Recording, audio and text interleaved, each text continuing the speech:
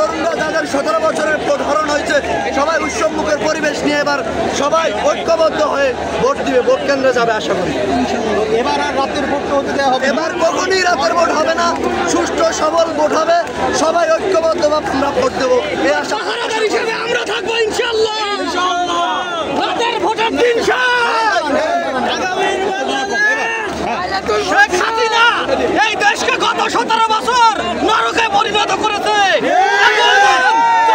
জুলাই আন্দোলন, ছাত্র জনতা সবাই একসঙ্গে শেখ হাসিনার পতন ঘটিয়েছে একটা সুন্দর নির্বাচন দেওয়ার জন্য, যাতে পরবর্তীতে কোনো ফ্যাসিস্ট বাংলাদেশে না হয়। সেই ফ্যাসিস্টকে মোকাবিলা করার জন্য আমরা সর্বদাই মাঠে থাকবো ইনশাআল্লাহ। রাতের ভোট আমরা আগের দিন রাত দরকার পাহারা দিব, সারা রাত পাহারা দিব এবং আমাদের আইন শৃঙ্খলা রক্ষাকারী বাহিনীর সাথে আমরা একযোগে মাঠে থাকবো। কোনো কেউ যেন চিন্তায় না করতে পারে সেই রকমের ব্যবস্থা করবো ইনশাআল্লাহ। নির্বাচন আমরা ইনশাআল্লাহ আমাদের প্রধান উপদেষ্টা যিনি আছেন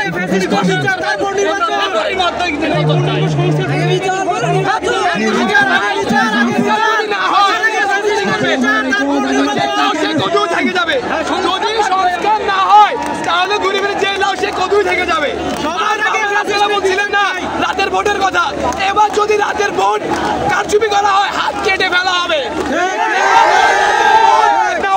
হবে না।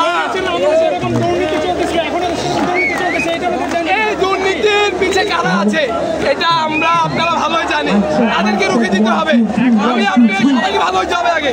এখনো স্বৈরাচারের সমস্ত দোষররা আমাদের দেশে বিভিন্ন সেক্টরে আছে, যার কারণে দুর্নীতি বন্ধ করা প্রতিরোধ করা সম্ভব হতেছে না। আমরা আশাবাদী অচিরে ডক্টর ইউনূস সরকারের নেতৃত্বে ওনার থাকা অবস্থাতে আমাদের এই দুর্নীতি এবং যে সমস্ত চাঁদাবাজি আছে এগুলো বন্ধ করার জন্য ডক্টর ইউনূস এবং প্রশাসন অনেক শক্ত অবস্থানে যাইতেছে।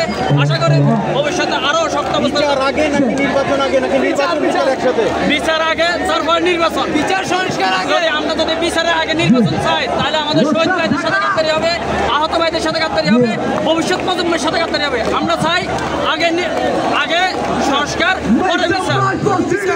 সংস্কার আগে কোনো বিচার নির্বাচন হতে পারে।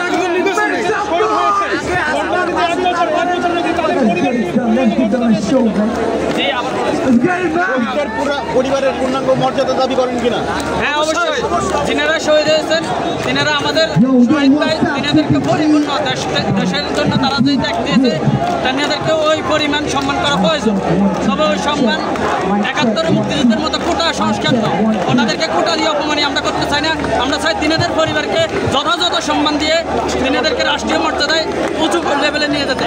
আমরা চাই তাদেরকে কোটা দিয়ে অপমানিত করতে চাই না, আমরা চাই সংস্কার করে তাদেরকে সম্মান করতে চাই। আমরা দেশের জন্য শহীদ হয়েছে, আমরা দেশকে